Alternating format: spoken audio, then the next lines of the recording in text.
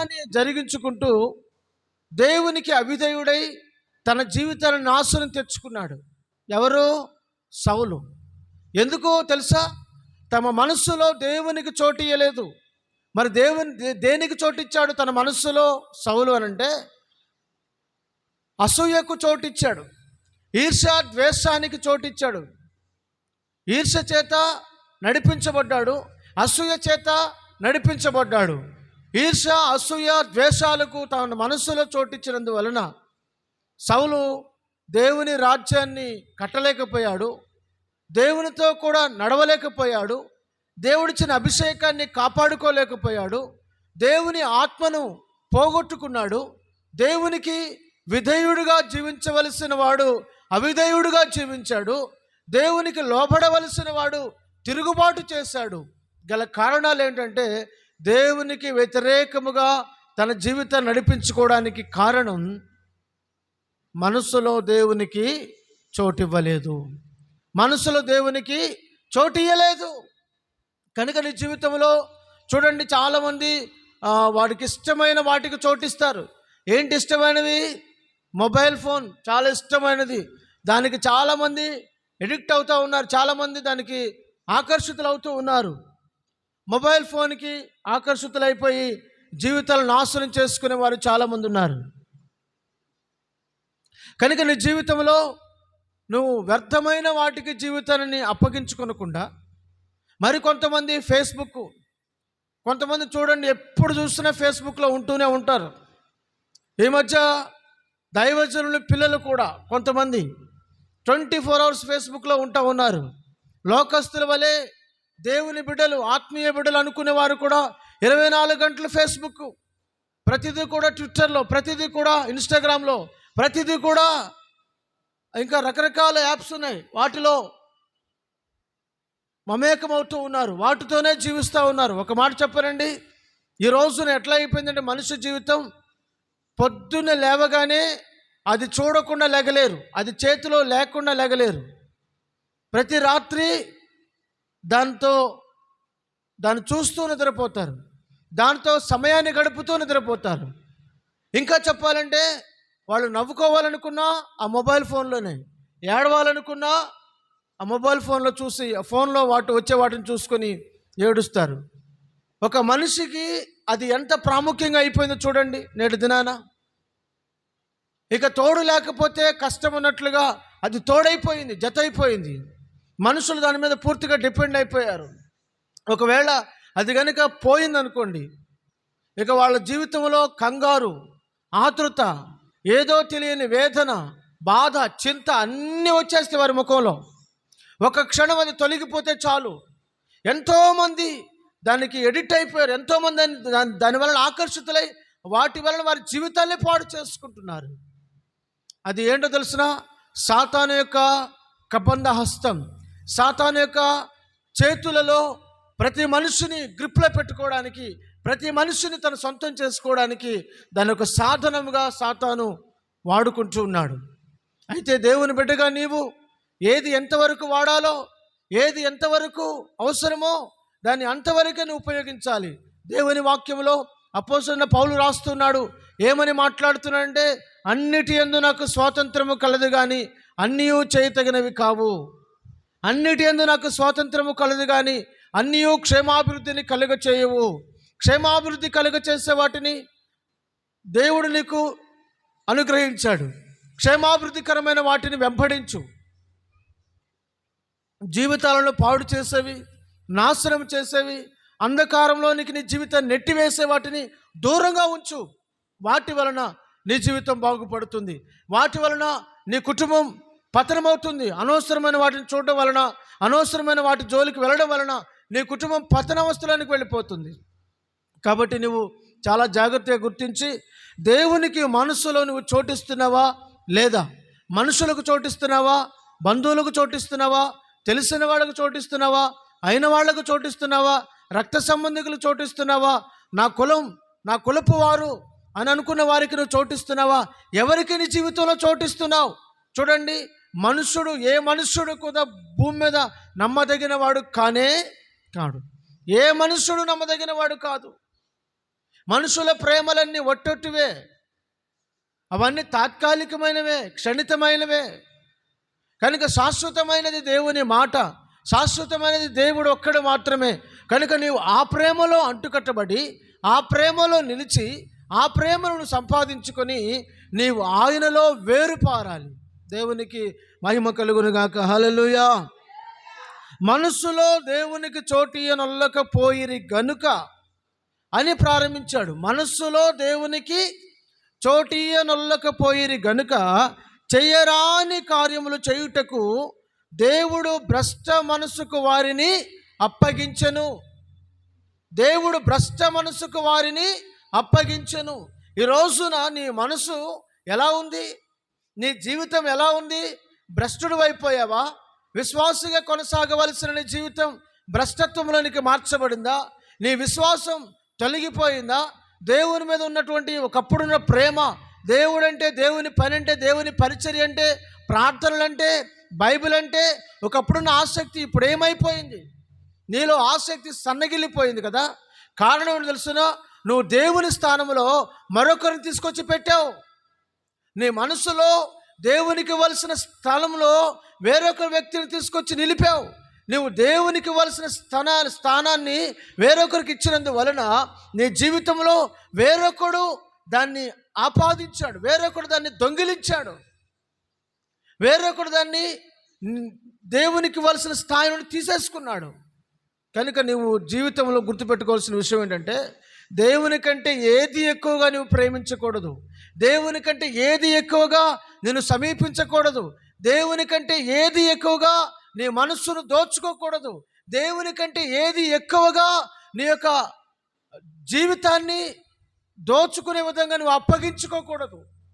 ఒకవేళ నువ్వు దేవునికి మనసులో చోటు ఇవ్వకుండా ఇంకా వేరే వాటికి చోటు ఇచ్చినట్లయితే భ్రష్టత్వానికి వెళ్ళిపోతావు. భ్రష్టత్వానికి వెళ్ళిపోయి చేయకూడని దుర్మార్గమైన పనులన్నీ చేస్తావు. అక్కడ తెలియజేస్తాను చూడండి, రోమిలకు రాసిన పత్రిక 1వ అధ్యాయము 28వ వచనం. మరియు వారు తమ మనస్సులో దేవునికి చోటియనొల్లకపోయిరి గనుక చేయరాని కార్యములు చేయుటకు దేవుడు భ్రష్ట మనసుకు వారిని అప్పగించెను. అట్టివారు సమస్తమైన దుర్నీతి చేతను, దుష్టత్వము చేతను, లోభము చేతను, ఈర్ష్య చేతను నిండుకొని మత్సరము, నరహత్య, కలహము, కపటము, వైరము అని వాటితో నిండిన వారై కొండగాండ్రును, అపవాదుకులను, దేవద్వేషకులను, హింసకులను, అహంకారులను, బింకములాడువారును, చెడ్డ వాటిని కల్పించువారును, తల్లిదండ్రులకు అవిధేయులను, అవివేకులను, మాట తప్పువారును, అనురాగరహితులను, నిర్తలునైరి.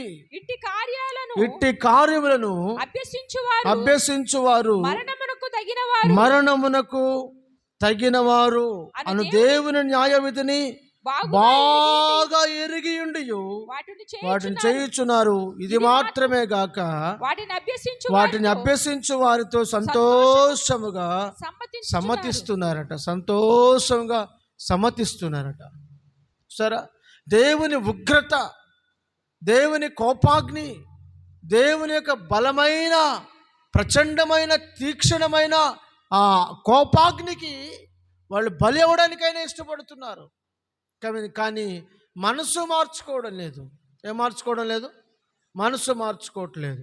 చాలామంది మారు మనసు పొందాం, బాప్తిసం తీసుకున్నాం, పరిశుద్ధాత్మను పొందాం అని చెప్తారు. అసలు మారు మనసు అంటే అర్థం ఏంటి అని అడిగితే ఒక్కరి దగ్గర కూడా సరైన సమాధానం ఉండదు. మారు మనసు అంటే అర్థం ఏంటి? మారిన మనసు అంటే మునుపటి మనసు, ఇప్పుడున్న మనసు చాలా వ్యత్యాసంగా ఉండాలి. ఏంటా వ్యత్యాసం? కొంతమంది మారు మనసు పొందారు. ఎటువంటి మారు మనసు అంటే మునుపు కంటే ఇప్పుడు 7 అంతల కోపిష్టులు, మునుపటి కంటే ఇప్పుడు మరింత భయంకరమైనటువంటి చెప్పండి మత్సరము కలిగిన వాళ్ళు, మునుపటి కంటే ఇప్పుడు మరింతగా ఈర్ష్య ద్వేషాలు కలిగిన వారుగా తయారవుతున్నారు. అదా మారు మనసు అంటే? మారు మనసు అంటే అర్థం ఏంటి? క్రీస్తుకు తగినట్లుగా నీ మనసు మార్చుకోవడం, ప్రభువు నిన్ను చూసి మెచ్చుకొని తగినట్లుగా నీ జీవితం మార్చుకోవడం, అది మారిన మనసు అంటే. మారిన మనస్సు వలన దేవుడు సంతోషిస్తాడు, కానీ మారని జీవితాల వలన దేవుడు ఎన్నడూ కూడా సంతోషించకపోగా వారి వలన దేవునికి ఎంతో అవమానం కలుగుతుంది.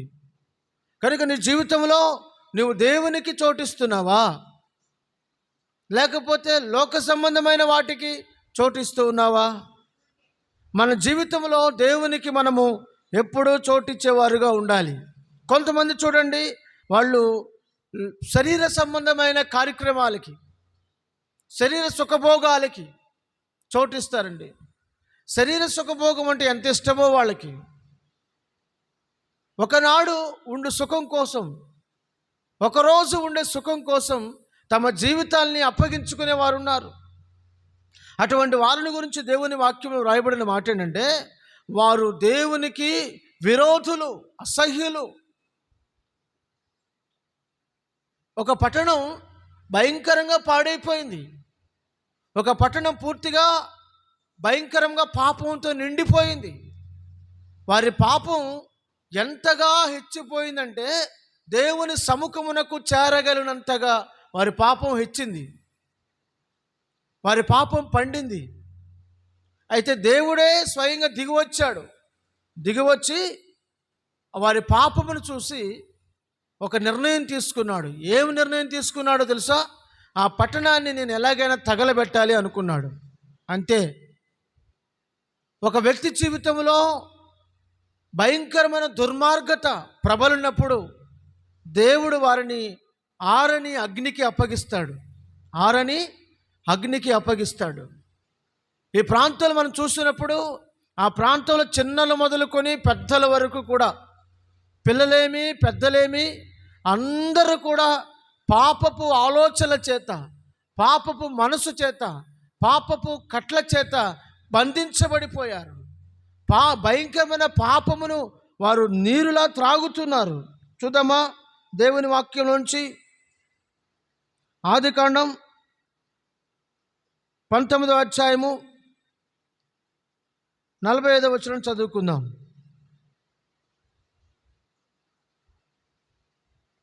ఆదికాండం 19వ అధ్యాయం 45వ వచనం, 4-5 వచనాలు చదువుకుందాం. వారు పండుకొనక మునుపు ఆ పట్టణస్థులు అనగా సొదొమ మనుషులు బాలురను వృద్ధులను ప్రజలందరూ నలుదిక్కుల నుండి కూడి వచ్చి బాలురును మనుషులు బాలురను వృద్ధులను ప్రజలందరూ నలుదిక్కుల నుండి కూడి వచ్చి ఆ ఇంటిని చుట్టివేసి లోతును పిలిచి, ఈ రాత్రి నీ యొద్దకు వచ్చిన ఈ మనుషులు ఎక్కడా? ఈ రాత్రి నీ యొద్దకు వచ్చిన మనుషులు ఎక్కడా? మేము వారిని కూడునట్లు మా యొద్దకు వారిని వెలుపలకు తీసుకుని రమ్మని అతనితో చెప్తా ఉన్నారు. చూసారండి వారి పరిస్థితి ఎంత దారుణంగా ఉందో, వారి పరిస్థితి ఎలాగ మారిపోయిందో, దేవునికి విరోధంగా వారు ఎంత భయంకరంగా తయారైపోయారు. చూసారండి. కనుక వారి జీవితాలు వ్యభిచారపు ఆత్మచేత నిండిపోయినాయి. ఇంకా లేఖన భాగాలు మనం చూసినట్లయితే ఆ చోటంతా కూడా వ్యభిచారం. సొదొమ కుమారులను దేవుడు నాశనం చేయడానికి ప్రధానమైన కారణం ఏంటంటే వ్యభిచారం. అక్కడ ధర్మ విరుద్ధమైనటువంటి పాపం జరుగుతుంది. దేవునికి విరోధమైనటువంటి పాపం అక్కడ జరుగుతూ ఉంది. అందుకని ఆ పట్టణాన్ని దేవుడు ఏం చేశాడు? నాశనం చేయాలనుకున్నాడు, నాశనం చేసేసాడు. 2 పట్టణాలు, సొదొమ గొమొర్రా 2 పట్టణాలు ఆకాశం నుండి అగ్ని గంధకాలతో కూడినటువంటి వర్షం వలె అగ్ని గంధకములతో కూడిన ఆ అగ్ని దేవుడు కురిపించి ఆ 2 పట్టణాలను మాత్రమే సంపూర్ణంగా దేవుడు ఏం చేశాడు? బూడిద చేశాడు. నేటికి కూడా, ఎప్పటికీ కూడా ఆ దేశాలు బూడిదగా మార్చబడి అలాగ సాక్షార్థంగా ఉండిపోయినాయి. ఎన్నో వేల సంవత్సరాల క్రిందట జరిగిన సంఘటన. యుగాంతమందున్న మనకు బుద్ధి కలుగుటకై దేవుడు వాటన్నిటిని ఇంకా భద్రపరిచాడు. ఇప్పుడున్న భూమి కూడా దేవుని వాక్యంలో అపోస్తలుడైనటువంటి పేతురు రాస్తూ అంటాడు, పేతురు పత్రికలు రాస్తూ అంటాడు, ఏమంటాడు? ఇప్పుడున్న భూమి కూడా, ఇప్పుడున్న ఆకాశము కూడా అవి దేవుని ఉగ్రత కొరకు ఇంకా నిలిచి ఉంది అంటాడు. దేవునికి స్తోత్రం, హల్లెలూయా. అప్పుడున్న ప్రజలు అవిధేయత వలన వారు పాడైపోయారు, అవిధేయత వలన వారు నాశనం అయిపోయారు.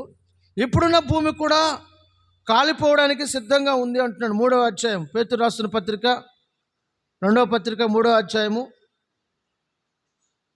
5వ వచనం.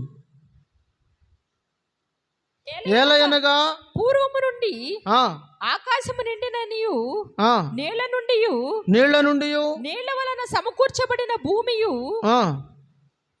దేవుని వాక్యం వలన కలిగిననియు వారి బుద్ధిపూర్వకముగా మరుతును. ఆ నీళ్ల వలన అప్పుడున్న లోకములో బుద్ధిపూర్వకంగా వారు మరిచారు.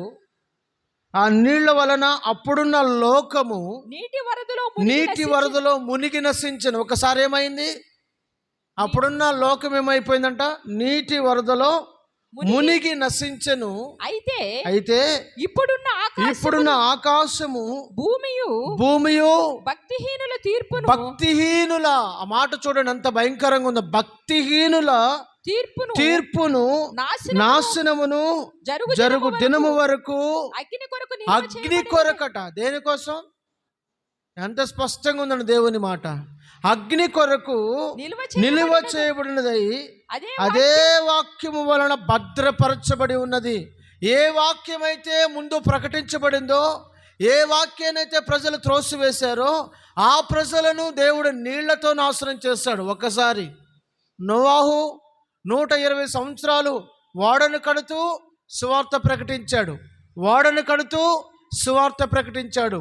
ఓడలోనికి రండి, దేవుడు ఈ దేశమును నాశనం చేయబోతున్నాడు. ఓడలోనికి రండి, దేవుడు ఈ పట్టణాన్ని నాశనం చేయబోతున్నాడు అని వారికి చెప్పినా వారు వినిపించుకోలేదు. ఎందుకనంటే ఆ రోజుల్లో వారు నమ్మలేదు. నేటి దినమున కూడా ఇదిగో ఇప్పుడున్న ఈ భూమి అగ్ని చేత కాల్చబడబోతుంది. ఇప్పుడున్న మీరు చూస్తున్న ఆకాశము అగ్ని చేత రగులు కొనబడుతుంది. ఆకాశము చాప చుట్టబడినట్లుగా చుట్టబడుతుంది. పంచభూతములు మహావేంద్రముతో ఒకేసారి లయమైపోతున్నాయి.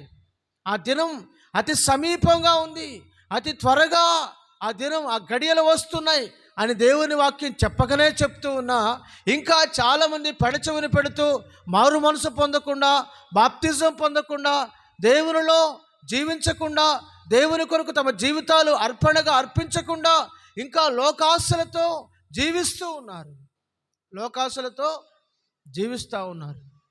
అర్థమవుతుందండి? కొంతమంది ఎంత భయంకరంగా ఉంటారో, గర్విష్ఠులుగా, తగ్గింపు లేని వారుగా, విధేయత లేని వారుగా ఉంటారు. అర్థమవుతుందా? కనుక మన జీవితంలో మనం గుర్తుపెట్టుకోవాల్సిన ప్రాముఖ్యమైన విషయం ఏంటంటే, ఇప్పుడున్న ఆకాశము, ఇప్పుడున్న భూమి అతి కొద్ది కాలమే మీ కంటికి కనబడుతుంది, తరువాత కనిపించదు. ఒకప్పుడు పాపము చేత దేవునికి చోటివ్వకుండా, దేవునికి స్థానం ఇవ్వకుండా, వట్టి వ్యభిచారానికి మాత్రమే చోటిచ్చినటువంటి ఆ సొదొమ గొమొర్రా పట్టణాలను పిల్లలు మొదలుకొని పెద్దలు అందరూ కూడా, ప్రతి ఒక్కరూ కూడా ఏమని మాట్లాడుతున్నారు? ఇదిగో ఈరోజు రాత్రి నీ యొద్దకు వచ్చిన మనుషులు బయటకు తీసుకురా, మేము వారిని కూడాలి. ఎంత భయంకరంగా మాట్లాడుతున్నారండి. చాలామంది ఈ రోజుల్లో కూడా మనం ఎక్కడ చూసినా ఏం చూస్తున్నాం? టీవీలో ఏం వింటున్నాం? వార్తాపత్రికలో ఏం చదువుతున్నాం? ఎక్కడ చూసినా మొబైల్ ఫోన్లో, వాట్సాప్లో, ఫేస్బుక్లో ఎక్కడ చూసినా ఏం చూస్తున్నాం? అదిగో అక్కడ పలానా అమ్మాయిని పాడు చేశారు, ఇదిగో అక్కడ చిన్నపిల్లను నాశనం చేశారు, ఇదిగో అక్కడ ఈ విధంగా జరిగింది అని ఎక్కడ చూసినా వ్యభిచారానికి సంబంధించిన తలంపులే, వ్యభిచారానికి సంబంధించిన ఆలోచనలే, వ్యభిచారానికి సంబంధించినటువంటి కుయుక్తితో కూడినటువంటి ఆ మనుషుల కథలే మనం చూస్తున్నాం కదా. దేవుడు చూస్తున్నాడు, మౌనంగా ఉంటున్నాడు, ఏమీ చేయడం లేదు అనుకుని చాలామంది రకరకాల వేషాలు వేస్తున్నారు. కానీ దేవుడు తీర్పు తీర్చే సమయం ఆసన్నమైనప్పుడు ఎవ్వడునూ తట్టుకోలేడు. అది మనుషులు తీర్చే తీర్పు కాదు తట్టుకోవడానికి. దేవుని తీర్పు బహుభయంకరంగా ఉంటుంది. దాన్ని ఎవడూ తట్టుకోలేడు, ఏ మనుషుడు తట్టుకోలేడు. అటువంటి తీర్పు కొరకు భూమి భద్రం చేయబడి ఉన్నదట. భక్తిహీనుల నాశనం కోసం. ఎవరి నాశనం అంట? భక్తిహీనుల నాశనం కోసం అదే వాక్యం వల్ల భద్రము చేయబడి ఉన్నది. ఆ సొదొమ గొమొర పట్టణాలు ఉన్న ప్రజలు దేనికి చోటిచ్చారండి? దేనికి చోటిచ్చారు? వారి మనస్సులో దేవునికి చోటు ఇవ్వలేదు. భ్రష్టత్వానికి చోటిచ్చారు, కామాతృతకు చోటిచ్చారు, నరహత్యకు చోటిచ్చారు, పాపమునకు చోటిచ్చారు, దేవుని దూషించడానికి వారు మనస్సులో చోటిచ్చారు. అందువలన ఆ పట్టణం ఏమైపోయింది? కాల్చబడిపోయింది. మనస్సులో, వారి జీవితాలలో, వారి యొక్క ప్రాంతంలో దేవునికి చోటు ఇవ్వలేకపోయారు కనుక ఆ పట్టణం ఏమైపోయింది? కాల్చబడింది. మరికొంతమంది వారి జీవితాల్లో దేవునికి చోటు ఇవ్వకపోగా ప్రథమ స్థానం దేనికి చోటిస్తారు తెలిసిన? తిండికి. దేనికి? తిండి. తిండే ప్రధానమైన లక్ష్యం. దేవుని వాక్యం చెప్తుంది, వారి కడుపే వారికి దేవుడు. వారి కడుపే వారికి దేవుడు. వారి కడుపే వారికి దేవుడుగా ఉన్నారు. చాలామందికి కడుపు దేవుడైపోయాడు. అన్ని పూజల కంటే ముందు పొట్ట పూజ చేయాలంట. ఏ పూజ? పొట్ట పూజ. కొంతమంది పొట్ట పూజ కోసమే బ్రతుకుతున్నారు. ప్రతిరోజు తిండి తినాలి, మంచిదే, తినాలి, అవసరం. కానీ తిండి కోసమే నువ్వు బ్రతకకూడదు. బ్రతకడం కోసం తినాలి కానీ తిండి కోసమే బ్రతకకూడదు. కానీ ఇక్కడ దేవుని వాక్యం రాయబడింది, వారు భ్రష్టులైపోయారన్న తిండి వలన. తిండి కోసం ఆతురపడి భ్రష్టులైపోయారు. చాలామంది తమ జీవితాల్లో దేవుడిచ్చిన విలువైన వాటిని తెలుసుకోలేకపోతున్నారు, కాపాడుకోలేకపోతున్నారు. తిండి కొరకు ఎంత ఖర్చు పెడుతున్నారండి? తిండి కోసం ఖర్చు పెట్టేదంత ఒక్కొక్కరు ఖర్చు చూస్తే భయంకరంగా ఉంటుంది.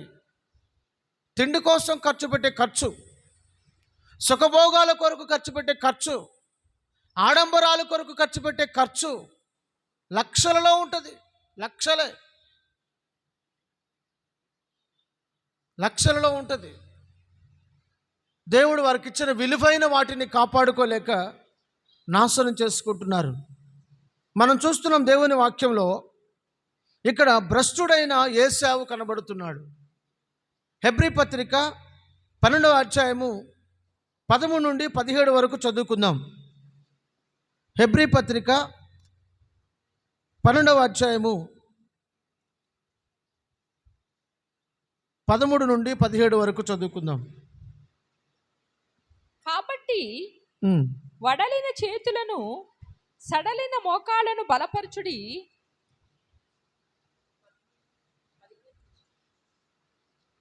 మీలో ఎవడైనను దేవుని కృపను పొందకుండా తప్పిపోవునేమో అనియు. మీలో ఎవడైనను 14వ వచనమా 15వ వచనమా? 15వ వచనం. మీలో ఎవడైనను దేవుని కృప పొందకుండా తప్పిపోవునేమో అని. ఏంటంటే దేవుని కృప పొందకుండా తప్పిపోతున్నావేమో, జాగ్రత్త పడాలి. దాని విషయంలో జాగ్రత్త లేదండి చాలామందికి. అయ్యో, నేను దేవుని కృపలో ఉన్నానా? దేవుని కృపలో లేనా? దేవుని కృప పొందుకున్నానా? దేవుని కృపకు దూరమయ్యానా? ఆయన కరుణా కటాక్షములకు నేను తగినంత వెల చెల్లించగలుగుతున్నానా? దేవునికి ఇష్టడుగా బ్రతకగలుగుతున్నానా? ఈ పరిశోధన లేదు, ఆత్మ పరిశోధన లేదు చాలామందికి. వారు పరీక్షించుకునే స్వభావం లేదు. ఆత్మ పరిశీలన పక్కకు పెట్టేసి ఏమి తిందుమా, ఏమి త్రాగుదుమా, ఏమి ధరించుకుందుమా అని వీటిని గురించే చింతిస్తున్నారు చాలామంది. వాటి గురించే ఆలోచన. కానీ దేవుని వాక్యం రాయబడింది, ఇక్కడ ఒక వ్యక్తి ఉన్నాడు, ఇతడు దేవుని కృపను పొందకుండా తొలగిపోయాడట. అతని జీవితంలో చేదైన వేరు మొలిచింది. చేదైన వేరు మొలిచింది. చేదు ఏం చేస్తుందండి? కలవరం పుట్టిస్తుంది. చేదు నెమ్మదిగా ఉండనివ్వదు. చేదు క్షేమాన్ని కలుగ చేయదు.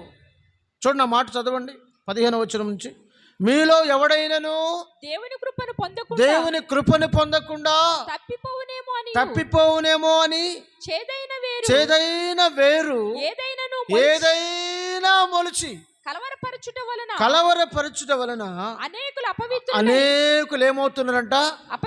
ఏమవుతున్నారంట? అపవిత్రులు. పవిత్రులు కాదు, అపవిత్రులు. జీవితాల్ని కల్మషం చేసుకునేవారు, మనసును చెరుపుకునేవారు, విశ్వాసమును తొలగిపోయేవారు, దేవునికి దూరంగా వెళ్ళిపోయేవారు, మనసును పవిత్రపరచుకునవలసిన దానికి ప్రతిగా మనసును అపవిత్రపరచుకుంటున్నారట. ఎందుకు అపవిత్రపరచుకుంటున్నారంటే వారి మనసులో చేదైన వేరు మొలిచింది. ఒక పూట కూటి కొరకు తన జ్యేష్ఠత్వపు హక్కును అమ్మివేసిన ఏశావు వంటి భ్రష్టుడైనను వ్యభిచారి అయినను ఉండునేమో అనియు జాగ్రత్తగా చూచుకునుడి. ఏశావు ఆ తరువాత ఆశీర్వాదం పొందగోరి కన్నీళ్లు విడుచుచు దానికోసము శ్రద్ధతో వెతికినను మారు మనసు పొందని అవకాశము దొరకక విసర్జించబడినని మీరెరుగుదురు అంటున్నాడు.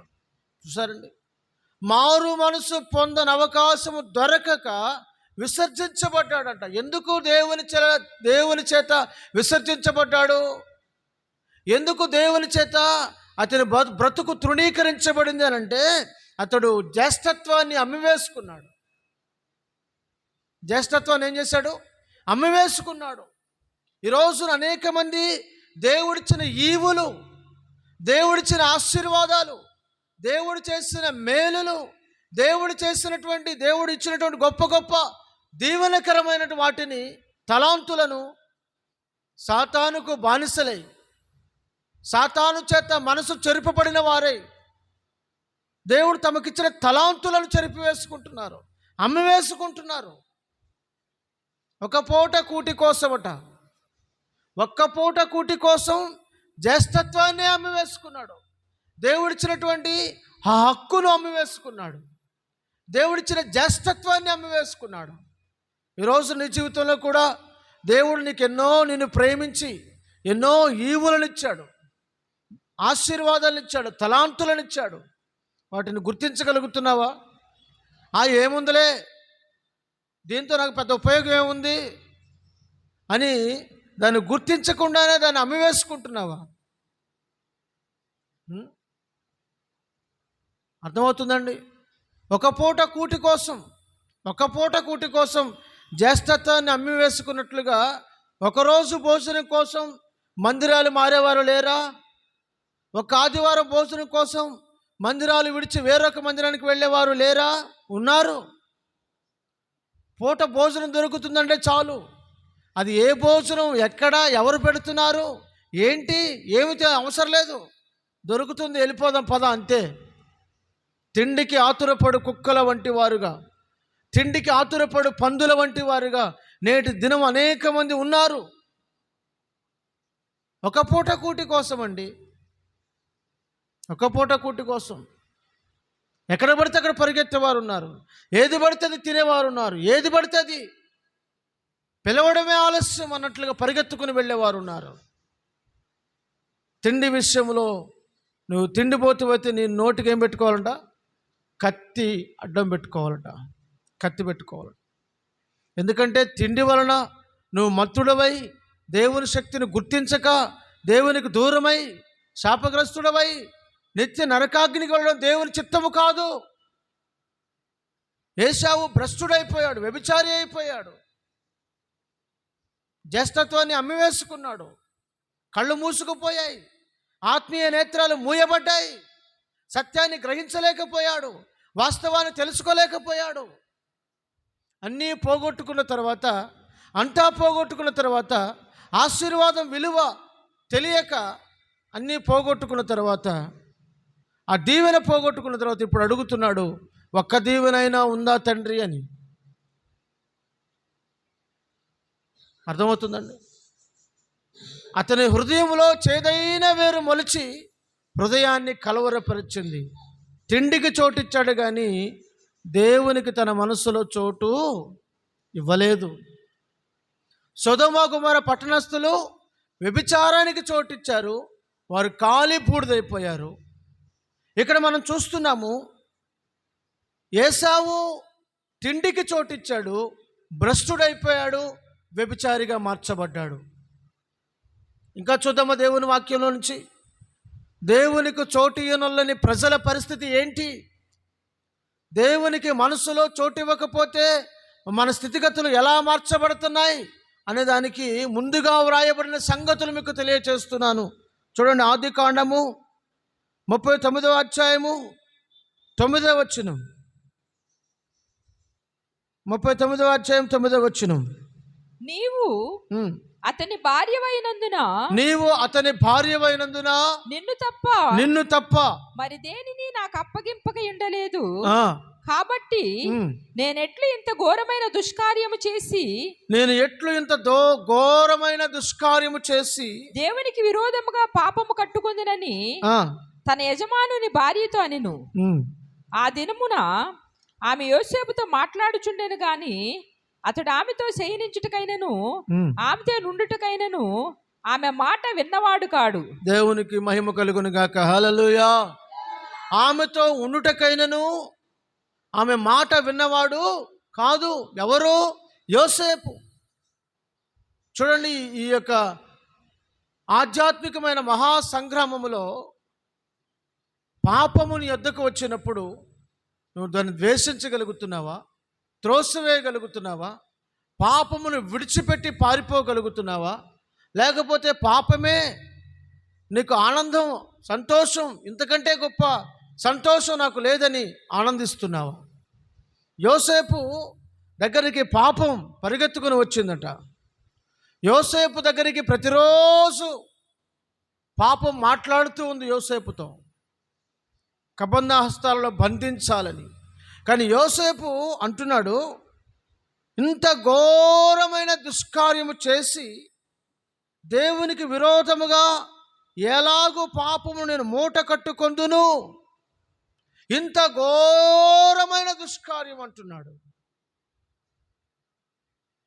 ఒక స్త్రీతోనే ఒకరోజు పాపమే, కానీ ఇంత ఘోరమైన దుష్కార్యం అంటూ ఉంటే నేడు దినాల్లో ఉన్న ప్రజలు ఎంతమంది మనుషులతో ఎన్ని పాపాలు ఎన్నిసార్లు చేస్తూ కూడా ఒక్కసారి అనేది దుష్కార్యం అనుకుంటున్నారా? లేదు లేదు. ఎంజాయ్ అనుకుంటున్నారు, సంతోషం అనుకుంటున్నారు, ఇదే గొప్ప ఆనందం అనుకుంటున్నారు. పాపంలో మునిగి తేలుతున్నారు. పంది బురదలో పడి ఆ బురద బురదను జుర్రుకున్నట్లుగా పాపంలో పొరలాడుతూ పాపాన్ని జుర్రుకుంటున్నారు కొంతమంది. అందుకనే యోసేపు పరిశుద్ధుడుగా ప్రభువు ఎదుట నిలిచాడు. అతడు తన మనస్సులో దేవునికి చోటిచ్చాడు గనుక దేవుని చేత ఆశీర్వదించబడిన వాడై రాజ్యాన్ని ఏలాడు. అర్థమవుతుందా మీకు? దేవునికి మనసులో చోటిచ్చాడు గనుక దేవుని చేత ఆశీర్వదించబడిన వాడై రాజ్యాన్ని ఏలాడు. మరి మన సంగతో మనం దేవునికి చోటు ఇయ్యలేదు గనుక మనల్ని శాపం అనే రాజు ఏలుతున్నాడు. ప్రతి కుటుంబంలో కన్నీళ్ళు, వేదన, బాధలు, శోధనలు, కొట్లాట్లు, గొడవలు, తగాదాలు, ఈర్ష్యలు, ద్వేషాలు. చెప్పండి ఇంకా. ఒకరంటే ఒకరు గిట్టదు, ఒకరంటే ఒకరికి పడదు. ఎందుకని ఇవన్నీ? సాతాను మనస్సు, దెయ్యం యొక్క మనస్సు అది. దేవుని మనస్సు ఏంటి తెలుసునా? లోబడుట, విధేయత, ప్రేమించుట, క్షమించుట, ఇవి దేవుని మనస్సు. మనసులో దేవునికి చోటు ఇవ్వకపోతే చేయరాని కార్యములు చేయుటకు దేవుడే భ్రష్టత్వానికి అప్పగిస్తాడంట. అచ్చు తెలుగులో చెప్తారు చూడండి, అచ్చేసిన ఆంబోతు అని. అచ్చేసిన ఆంబోతు, ఒక ఆంబోతుని తీసుకొచ్చి దాని మీద ఒక ముద్ర వేసి వదిలేస్తారు ఊరి మీద. ఇంకా ఊరి మీద బలాదూర్, అది ఊరి మీద తిరుగుతూనే ఉంటుంది. దేవుడు కూడా శపించబడిన వ్యక్తులను, దేవుని మాట వినని ప్రజలను దేవుడు ముద్ర వేసి వదిలేస్తాడు. దేవుడు ముద్ర వేసి వదిలేస్తాడు. ఈ రోజుల్లో చాలామంది చేసిన దుర్మార్గమైన పనులకు శిక్ష కలుగకపోవటం చూచి, ఆహా దేవుడు నన్ను ఏమీ చేయలేదులే, నాకేమీ కాలేదులని ఇంకా విచ్చలవిడిగా చేస్తున్నారు. ఒక విషయం వారికి అర్థం కావట్లా. ఏంటో తెలుసా? దేవుడు నిన్ను ఎప్పుడో చేయి విడిచిపెట్టేశాడు. దేవుడు నిన్ను ఎప్పుడో చేయి విడిచిపెట్టాడు. ఇంకా దేవుడికి ఏ శిక్ష విధించడు. ఒకే ఒక్కసారి కఠినమైన శిక్ష తీర్పు తీర్చబడిన తర్వాత ఆ శిక్షకు నిన్ను అప్పగిస్తాడు.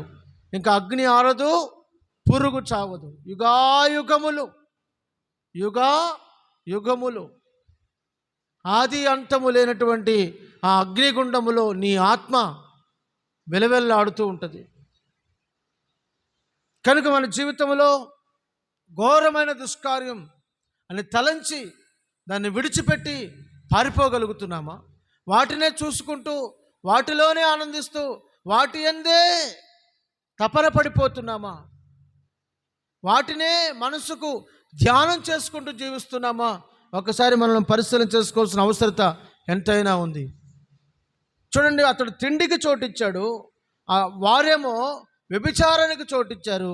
కానీ యోసేపు పరిశుద్ధతకు, తన మనస్సులో దేవునికి చోటిచ్చాడు. పరిశుద్ధంగా జీవించడానికి, పరిశుద్ధంగా బ్రతకడానికి, పరిశుద్ధమైన మార్గములో నిలవడానికి, పరిశుద్ధత కొరకు యోసేపు పోరాడినట్లుగా మన దేవుని వాక్యలో చూస్తున్నాం. పరిశుద్ధతను కాపాడుకోవడం కోసం యోసేపు ఏం చేశాడు? పోరాటమే చేశాడు. గొప్ప పోరాటమే చేశాడు. పాపంలో పడిపోవడానికి ఎంత సమయం అండి? ఒక చెట్టు పెంచి పెద్ద చేయాలంటే చాలా సమయం పడుతుంది. దాన్ని నరికేయాలంటే ఎన్నో సంవత్సరాలు పెంచిన చెట్టు ఒక పూటలో నరికేయచ్చు. ఒక పూటలో, ఒక గంటలో నరికి అవతల పడేయచ్చు. జీవిత విలువలు చాలామందికి అర్థం కావటం లేదు. పరిశుద్ధత, ప్రార్థన, యథార్థత, నీతి, భక్తి, ప్రేమ, ఇవన్నీ కాపాడుకోవడం చాలా సంవత్సరాలు పడుతుంది. దాన్ని నాశనం చేసుకోవడానికి ఒక క్షణం చాలు. దాన్ని నాశనం చేసుకోవడానికి ఒక క్షణం చాలు. క్షణితమైన పాపమునకు అమ్ముడుపోయి జీవితంలో దేవునికి చోటు ఒక భ్రష్టుడిగా మార్చబడుతున్నావా? వ్యభిచారిగా మిగిలిపోతున్నావా? ద్రోహిగా మిగిలిపోతున్నావా? చూడండి, ఏసావు దేవుని చేత విసర్జించబడ్డాడు. ఏం చేయబడ్డాడు? దేవుని చేత విసర్జించబడ్డాడు. భ్రష్టుడిగా మిగిలిపోయాడు. అలాగే మనం చూస్తున్నాం దేవుని వాక్యంలో యేసు ప్రభుతోనే ఉన్నాడు, యేసు ప్రభుతోనే జీవించాడు, యేసు ప్రభుతోనే సంచరించాడు. యేసు ప్రభు ఏ ఆహారం తింటే ఆయన కూడా అదే ఆహారం తిన్నాడు. కానీ యేసు ప్రభు యొక్క మనస్సును గుర్తించలేకపోయాడు. దేవుని మనస్సు ఏంటో తెలుసుకోలేకపోయాడు. ఈ రోజులో నువ్వు భక్తి చేస్తున్నావా? నీ భక్తి మార్గంలో నిజమైనటువంటి భక్తి మార్గంలో రాగలుగుతున్నావా? పైపైన భక్తి చేస్తున్నావా? పైపైన భక్తి చేసేవాళ్ళు ఉంటారు కొంతమంది, లోతైన భక్తి చేయలేరు వాళ్ళు. లోతైన భక్తి అంటే దేవుని మనస్సును అర్థం చేసుకోవడం, దేవుని హృదయాన్ని అర్థం చేసుకోవడం, దేవుని చిత్తాన్ని గుర్తించడం. దైవ చిత్తం నీ ఎడల ఏంటి అని తెలుసుకోవడం లోతైన భక్తి. కానీ ఈ యూద దేవునితో ఉన్నప్పటికీ కూడా, దేవునితో కూడా తిరిగినప్పటికీ కూడా, యేసుతో కూడా తిరిగినప్పటికీ కూడా అతను ఏమయ్యాడు తెలుసునా? ఉరి పెట్టుకొని చచ్చాడట. మత్తయి సువార్త 27వ అధ్యాయము 5వ వచనం.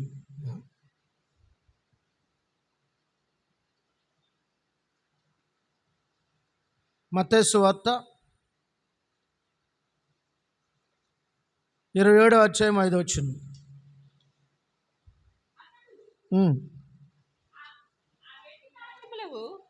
దేవాలయంలో పారవేసి పోయి ఉరిపెట్టుకొనెను. ప్రధాన యాజకులు చాలు. అక్కడ రాయబడిన మాట ఏంటంటే, అతడు ఆ వెండి నాణములను దేవాలయంలో పారవేశాడట. ఏ వెండి నాణాలు? ఏ డబ్బును ఆశించాడో, ఏ డబ్బు కొరకు ప్రాధేయపడ్డాడో, ఏ డబ్బు కోసం నీతిమంతుడైన యేసును అమ్మివేయాలనుకున్నాడో 30 వెండి నాణాలకు మొత్తం మీద బేరం కుదుర్చుకొని 30 వెండి నాణాలు తీసుకొని యేసు ప్రభువుని ముద్దు పెట్టి వారికి అప్పగించాడు. ముద్దు పెట్టి వారికి అప్పగించాడు. ఎవరు? యూద. ఈ యూద యేసు ప్రభువుని అమ్మివేశాడు. 30 వెండి నాణాలకి అమ్మివేశాడు. కానీ ఆ డబ్బుతో తను ఏం చేయాలో అర్థం కాక మనసు విలవిల్లాడుతూ అతడు దేవాలయంలోనికి వచ్చి ఆ డబ్బును దేవాలయంలో పారవేసి ఏం చేశాడు? దేవాలయంలో ఆ వెండిని, ఆ రూకలను పారవేసి పోయి ఉరి పెట్టుకుని ఏమయ్యాడు? చచ్చాడు. నడుమికి బద్దలైంది. ఉరి పెట్టుకుని చచ్చాడు. అతని జీవితం ముగించబడింది. అతని జీవితం ఏమైంది? ముగించబడింది. సరే, ఎంత విలువైన జీవితం అండి. మరి మిగతా శిష్యులు అలా ఉన్నారా? లేరు. ఎందుకని ఒక్కడు అలాగ అయిపోయాడు అని అంటే, అతనికి ఫస్ట్ నుండి కూడా డబ్బు మీద ఆశ. దేని మీద ఆశ? డబ్బు మీద ఆశ. కొంతమంది చూడండి, ధనాశకు ఎంతగా లోబడిపోతారో, డబ్బు మీద ఆశతో ఎంతగా తెగిస్తారో, విలువైన జీవితాలను కూడా పాడు చేసుకుంటారు. దేవుడిచ్చిన మంచి సుందర దేహాన్ని కూడా నాశనం చేసుకుంటారు. ఈ మధ్య మనం చూస్తూ ఉన్నాం, వాళ్ళు మంచి దేహాన్ని, చక్కని దేహాన్ని పచ్చబొట్లతో పొడిపించేసుకుంటున్నారు. ఎక్కడ చూసినా పచ్చబొట్లే, ఒళ్ళంతా పచ్చబొట్లే. అర్థమవుతుందా? మరి కొంతమంది రకరకాల పూసలతో, రకరకాల వాటితో శరీరం అంతా గుచ్చి వాటి చేత అలంకరించుకుంటున్నారు. ఈ సుందరమైన దేవాలయాన్ని పాడు చేయకూడదు. దేవుని వాక్యం అంటుంది, నీ దేహమే దేవుని ఆలయం. నీ దేహమే దేవుని ఆలయం. ఎవడైనను ఈ ఆలయమును పాడు చేస్తే దేవుడు వానిని పాడు చేయును అన్నాడు. నీ దేహము దేవుని ఆలయం. దాన్ని నువ్వు పాడు చేయకూడదు. నీకు ఇష్టం వచ్చినట్లుగా పాడు చేయకూడదు. నీకు ఇష్టం వచ్చినట్లుగా చేయకూడదు. చేస్తే దేవుడు నిన్ను పాడు చేస్తాడు. దేవుడు నీ దేహాన్ని పాడు చేయడం అర్థం తెలిసిన ఆరని అగ్ని. నీ జీవితంలో క్షేమం ఉండదు, సంతోషం ఉండదు, నెమ్మది ఉండదు, సుఖం ఉండదు. ఎప్పుడు చూసిన కన్నీళ్ళు, రకరకాల బాధలు, హింసలు, అవమానాలు, నిందలు, విలువలేని జీవితం, రకరకాలు. వాటిని విడిచిపెట్టి దేవుని దగ్గరికి వద్దామన్న, మారు మనసు పొందుతామన్న ఆలోచన ఉండదు. ఇంకా ఎంతకాలం, ఇంకా చాలులే ఈ జీవితం, అయినా దీనివల్ల నాకు సుఖమేముంది, ప్రభువు నాకు నిత్యరాజ్యాన్ని ఇస్తాడు అని విడిచిపెట్టే జీవితం లేదు చాలామందికి. యేసు ప్రభు ఒక్కసారి మాట్లాడితేనే ఆ పాపాత్మురాలైన స్త్రీ ఊరిలోనికి పరిగెత్తుకుని వెళ్ళి, ఇదిగో నేను చేసినవన్నీ నాతో చెప్పిన వాడిని చూతురుగానే రండి, ఈయన మెస్సయ్య కాడా అని పరిగెత్తుకుని వెళ్ళి చెప్పి ఊరి వారందరినీ ప్రభు దగ్గర తీసుకొచ్చింది. తన జీవన శైలిని మార్చుకుంది, తన జీవితాన్నే మార్చుకుంది. ఆ కుండ అక్కడ పడవేసి వెళ్ళిపోయింది. తన పాపపు కుండ పగలగొట్టుకుంది. ఈ రోజున నీ హృదయాన్ని నువ్వు పగలగొట్టగలుగుతున్నావా? దేవుని ఎదుట అతిక్రమములను దాచిపెట్టువాడు వర్ధిల్లడు.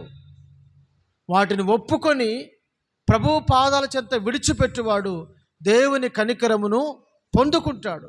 నువ్వు దేవుని కనికరం పొందగలుగుతున్నావా? పొందలేవు. ఎందుకంటే నీకు పాపం అంటే చాలా ఇష్టం. కనిపించు కొన్ని పాపాలు, కనబడక కొన్ని పాపాలు, ఎవరైనా చూసినప్పుడు కొన్ని పాపాలు, చూడనప్పుడు మరికొన్ని పాపాలు. మొత్తం మీద పాపాన్ని మూట కట్టుకుంటున్నావు అంతే. పాపం యొక్క ఫలితం మరణం. పాపం యొక్క ఫలితం మరణం. ప్రభు అయిన యేసుక్రీస్తునందు దేవుని కృపావరం నిత్య జీవం. నువ్వు ప్రభు దగ్గరికి రా, ప్రభువుని అంగీకరించు, ప్రభు ఎదురు నీ పాపమును ఒప్పుకో. యేసు ప్రభు చెప్తున్నారు, నీకు మరి ఎక్కువ కీడు కలగకుండా పాపము చేయొద్దు అంటున్నాడు. కనుక ఇక్కడ మనం చూస్తున్నట్లయితే యూద ఏం చేశాడు? ఊరి పెట్టుకొని చచ్చాడు. యేసుతో ఉన్నా, యేసుతో తిరిగినా తన మనసు ఎక్కడుంది? దేని మీద ఉంది? డబ్బు.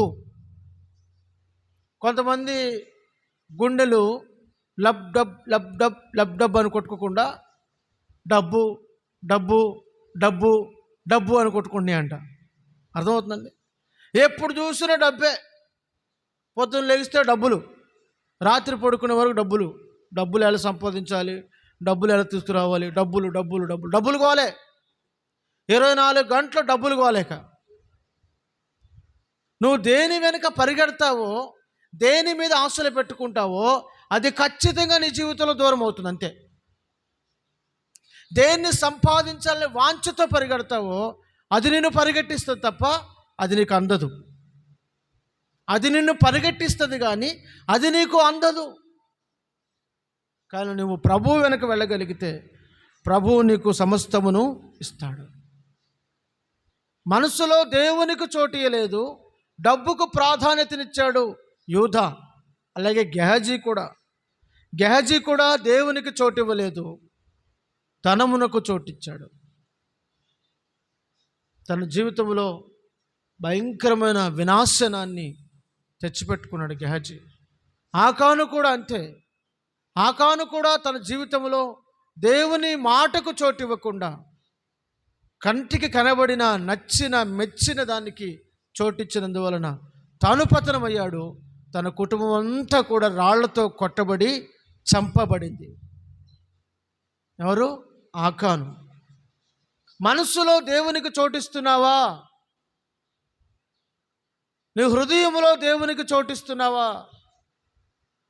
మీ ఇంట్లో వాక్యాలు గోడలన్నా రాసి పెట్టుకుంటే, టీవీల మీద, ఆ ఫ్రిడ్జ్ల మీద, రేడియోల మీద, వాట్సాప్ల్లో, వాల్పేపర్గా ఫోన్లో, సెల్ ఫోన్లో వాక్యాలు పెట్టుకుంటారు చాలామంది. మంచిదే.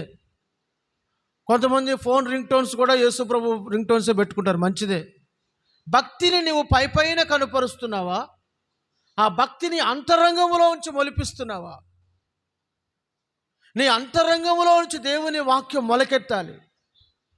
లోపల విర్రవీగుచున్న దుష్టత్వాన్ని అది బయటకు తీసుకురాగలగాలి.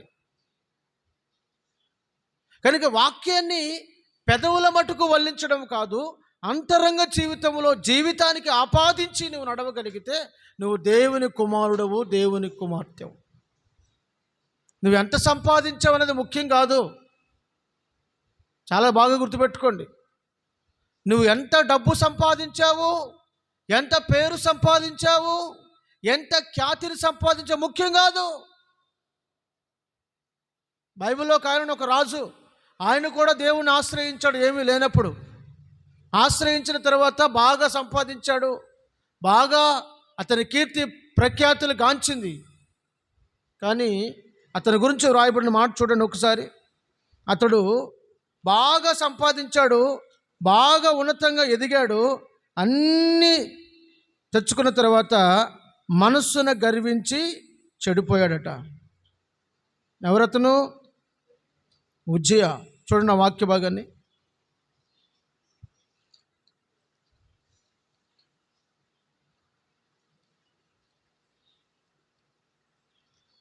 అతడు బహుకాలం విస్తరించాడు, అతని కీర్తి బాగా విస్తరించింది.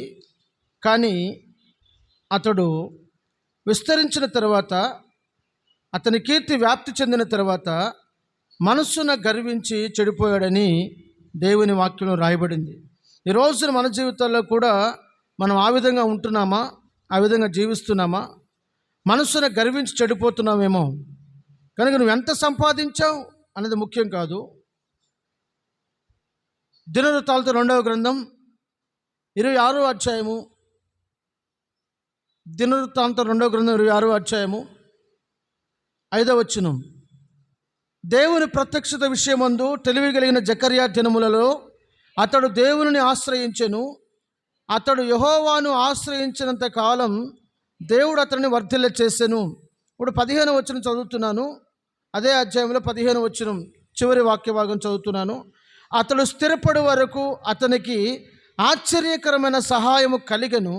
అతని గనుక అతని కీర్తి దూరముగా వ్యాపించెను. అయితే అతడు స్థిరపడిన తర్వాత అతడు మనస్సును గర్వించి చెడిపోయాను. ఇదే జరుగుతుంది నేటి దినాల్లో అనేక మంది జీవితాల్లో. గొప్ప గొప్ప పేరుగాంచిన వాళ్ళు, దేవుని చేతిలో బహుబలంగా వాడబడుతున్న దైవజనుల సహితం కూడా జరుగుతుంది ఇదే. కీర్తి వ్యాపించిన తర్వాత, పేరు ప్రఖ్యాతులు గాంచిన తర్వాత, దేవుని చేతిలో బలముగా వాడబడుతున్న తర్వాత మనస్సును గర్వించి చెడిపోతున్నారు. బాగా సంపాదించారు. ఒకప్పుడు దేవుని సేవలోకి వచ్చినప్పుడు ఏమీ లేదు, దేవుని దగ్గరికి వచ్చినప్పుడు వారి జీవితంలో ఏమీ లేదు. ఇప్పుడు దేవుడు వారిని ప్రేమించి సర్వ సమృద్ధినిచ్చాడు. సర్వ సమృద్ధినిచ్చిన తర్వాత వారు మనస్సును గర్వించి ఏమవుతున్నారు? చెడిపోతున్నారు. నేటి దినాల్లో నువ్వు చెడిపోతున్న వ్యక్తిగా ఉన్నావా? జీవితాన్ని కాపాడుకుంటున్న వ్యక్తిగా ఉన్నావా? దేవుడిని ఆశీర్వదించిన కొలది మరింతగా ఒదిగి తగ్గించుకొని లోబడగలుగుతున్నావా? నాకేం తక్కువలే అని తల విసురుతూ జీవిస్తూ ఉన్నావా? జాగ్రత్త. మనస్సులో దేవునికి చోటు ఇవ్వకపోతే చాలా ప్రమాదం నీ కళ్ళ ముందు పొంచి ఉంది. మనసులో దేవునికి చోటు ఇవ్వకపోతే నీ వాకిట పాపం పొంచి ఉంది. నీ మీద దానికి వాంఛ కలుగుతుంది. నీలో సక్రియలు లేకపోతే పాపము నిన్ను ఏలుతుంది. మనం చాలాసార్లు ఆ మాట మనం చదువుకున్నాం. చివరికి ఒక్క మాటను చెప్పి నేను ముగిస్తాను. నువ్వు దేవునికి కనుక నీ మనసులో చోటిస్తే, ఈ ఒక్క మాట చెప్పి నేను ముగిస్తాను. దేవునికి కనుక నీ మనసులో చోటిచ్చినట్లయితే నీ ఇంటిలో మరణమా అది ఏదైనా దేవుడు తొలగిస్తాడు. చూడండి, మత్తయి సువార్త 9వ అధ్యాయము 24వ వచనం చదువుకుందాం. మత్తయి సువార్త 9వ అధ్యాయము 24వ వచనం. స్థలమీయుడి ఈ చిన్నది నిద్రించుచున్నదే గాని చనిపోలేదని వారితో చెప్పగా వారు ఆయనను అపహసించిరి. జనసమూహమును పంపివేసి. చాలు. ఇక్కడ ఒక స్త్రీ చనిపోయింది, ఒక చిన్నది చనిపోయింది. చనిపోయినప్పుడు యేసు ప్రభువుకి ఆ విషయాన్ని చెప్పారు. అయితే యేసు ప్రభు అక్కడికి వచ్చాడు. వచ్చేసరికి ఆ ఇల్లంతా కూడా భయంకరంగా గొల్లు చేస్తూ ఉన్నారు, ఏడుస్తూ ఉన్నారు. రకరకాలుగా అక్కడ చాలామంది చేరి రకరకాలుగా ఏడుస్తూ ఉన్నారు. మనకు తెలుసు కదా చనిపోయిన వారి ఇల్లు ఎలా ఉంటుందో. ఎవరైనా ఒక వ్యక్తి చనిపోతే అక్కడ పరిస్థితులు ఎలా ఉంటాయో మనకు తెలుసు కదా. ఆ విధంగా పరిస్థితి అక్కడంతా కూడా అలుముకొని ఉంది. అయితే యేసుక్రీస్తు ప్రభు అక్కడికి వచ్చి అక్కడ ఆ ఇంటి వారితో మాట్లాడుతూ అంటున్నాడు. ఇక 23వ వచనం మనం చూసినట్లయితే, అంతలో యేసు ఆ అధికారి ఇంటికి వచ్చి పిల్లన గ్రోవులు వాయించు వారిని గొల్లు చేయుచుండు జనసమూహమును చూచి, ఏడుస్తున్న వారిని గోలగోలగా ఆ పిల్లల గ్రోవులు వాయిస్తున్న వారిని చూసి అంటున్నాడు, స్థలమియుడి. ఏమంటున్నాడు?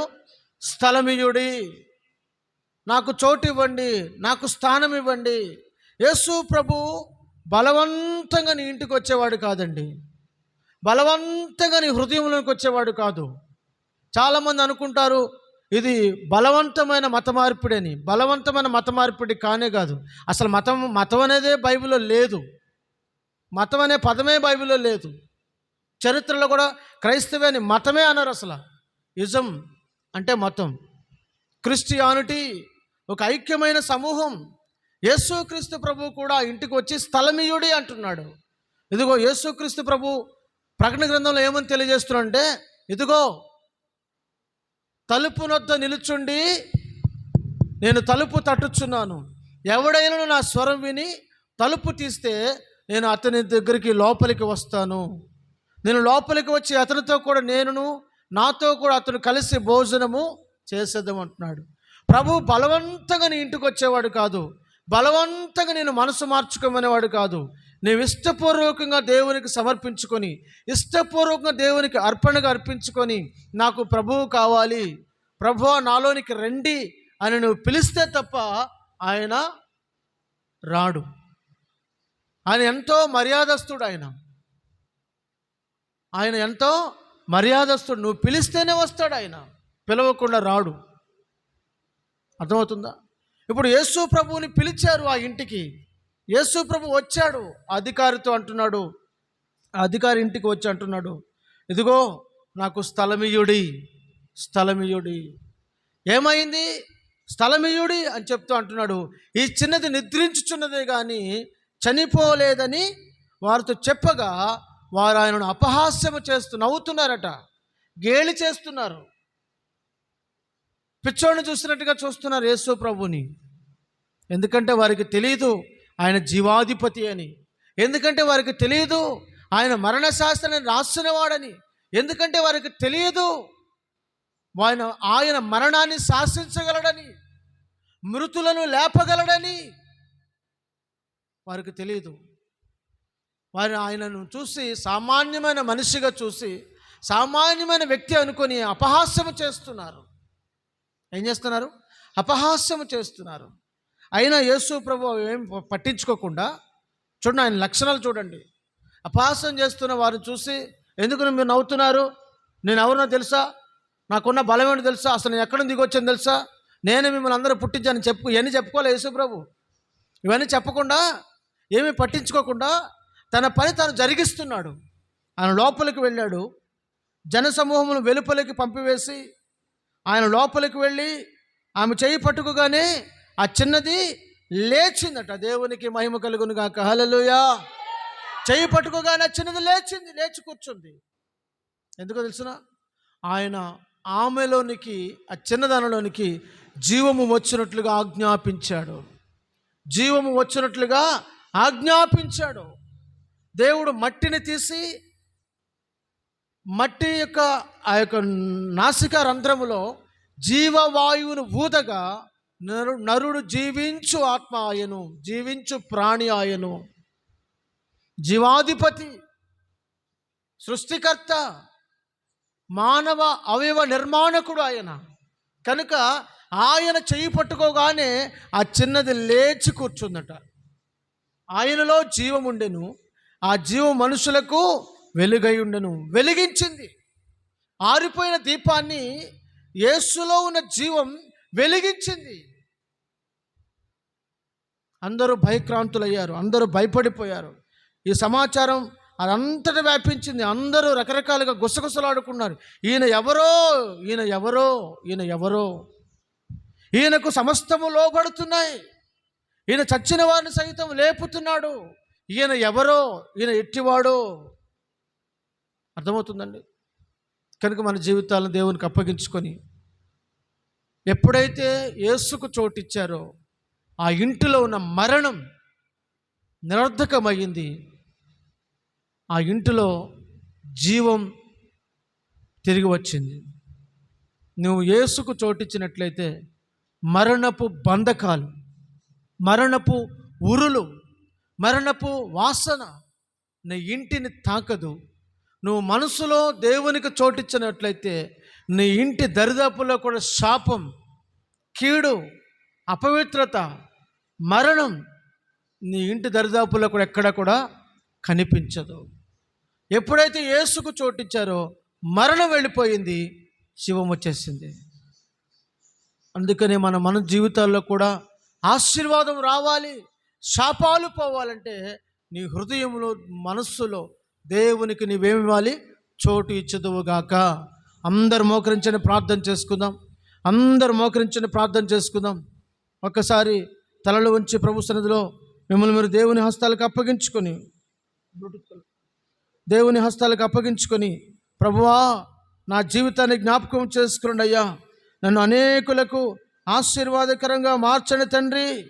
నేను ఇప్పటి వరకు మనుషులకు చోటిచ్చాను, అనేక మనుషులకు అయినా చోటిచ్చాను ప్రభువా, వ్యర్థమైన వాటికి చోటిచ్చాను, కాలయాపన చేశాను తండ్రి. సమయం అంతటిని నన్ను క్షమించండి ప్రభువా అని ప్రభు సన్నిధిలో ప్రార్థన చేసుకుంటూ దేవుని హస్తాలకు మిమ్మల్ని మీరు సమర్పించుకొని ప్రార్థన చేసుకుందామా?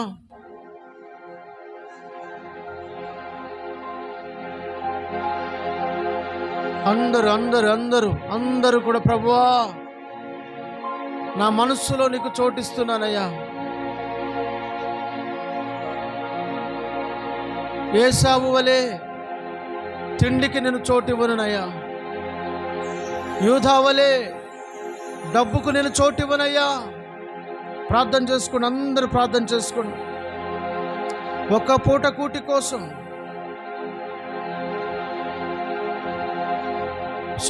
సొదొమ గుమొర పట్టణస్థుల వలె సుఖభోగాలకు, వ్యభిచారానికి చోటివ్వనయ్యా. యోసేపు వలె పరిశుద్ధతలో నిలబడతానయ్యా. దుష్కార్యములు దూరం చేసుకొని నీ అధికారమునకు లోబడి నీ వలన ఆశీర్వదించబడి జయ జీవితాన్ని చేస్తానయ్యా. ప్రార్థన చేసుకుందామా? గెహజీ వలె, ఆకాను వలె నేను చెయ్యనయ్యా. నా హృదయంలో నీకు చోటిస్తున్నాను. నాలోనికి రండి తండ్రి. ప్రభుని అడుగుతూ ప్రార్థన చేసుకుందామా? మీ కొరకు దైవజనురాలు ప్రార్థన చేస్తూ ఉండగా అందరూ ప్రార్థనలు ఏకీభవించండి.